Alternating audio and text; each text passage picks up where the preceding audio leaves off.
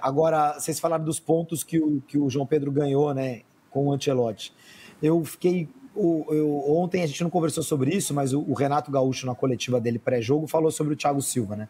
Falou, para mim ainda é jogador de Copa do Mundo, mas isso é problema do Ancelotti. Mas deixou lá a opinião dele. Realmente, né, o Thiago Silva é impressionante. De repente, você usar o Thiago Silva ali para um mês, sei lá, porque realmente é um cara com muita velocidade ainda, com muito físico, com muita inteligência.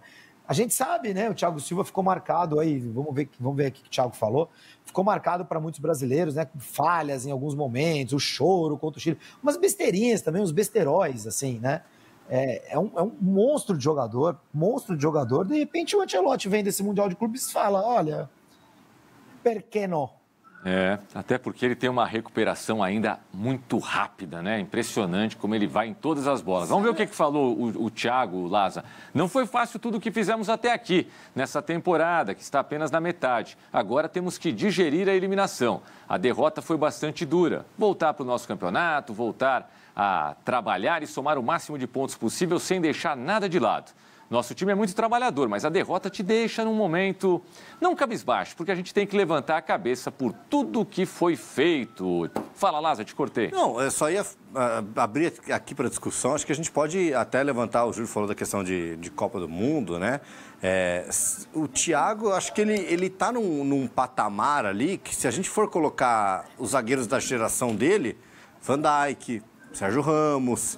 O Thiago acho que está nessa mesma conversa de prateleira de top do mundo, da elite, assim. Se você para analisar realmente esses zagueiros mais experientes, eu citei dois aqui, né? Só o Van Dijk e o Sérgio Ramos. Eu acho que o Thiago está realmente nesse patamar deles. Eu acho que ele jogou muita bola. Já abrimos essa discussão, né, Júlio? Que talvez ele tenha sido o maior zagueiro desse século entre os brasileiros. Se não foi o maior, está entre os três maiores.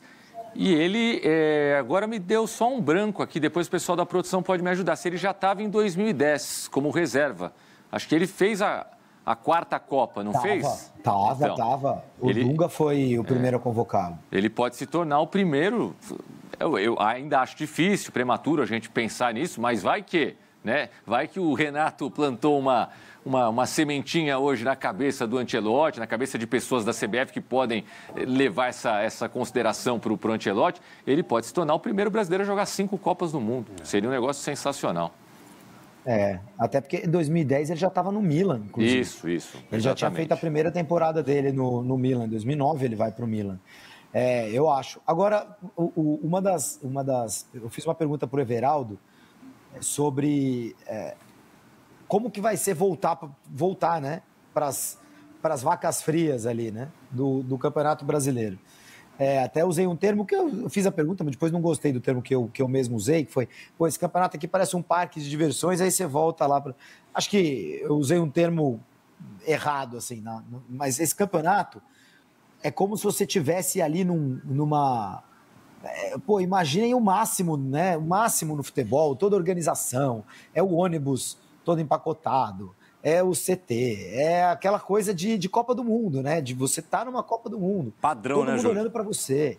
Tudo padrão, né? O gramado, o estádio, as arbitragens europeias, está jogando contra times europeus, aquela coisa. Aí você volta para o Campeonato Brasileiro.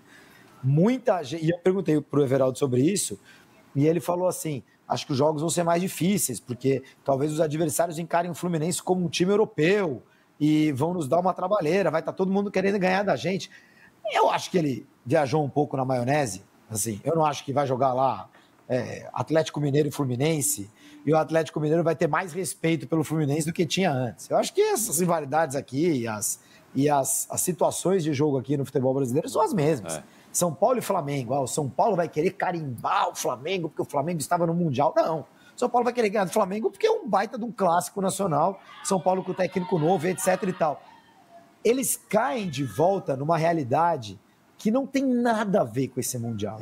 E eu ouvi muita gente falar assim, o fulano volta grandão, o Fluminense volta grandão para o Campeonato Brasileiro, o Flamengo volta não sei o quê, o Botafogo... Cara, eu acho que os 4 vão ter muita dificuldade nesses primeiros jogos no retorno para o Campeonato Brasileiro. Muita dificuldade. E não tem a ver com cansaço. Tem a ver com a baixada de adrenalina que você dá. Você está ali um foco máximo, uma atenção máxima, lutando pelo campeonato do mundo, jogando contra PSG, Atlético de Madrid, Bayern de Munique, Chelsea, não sei o quê.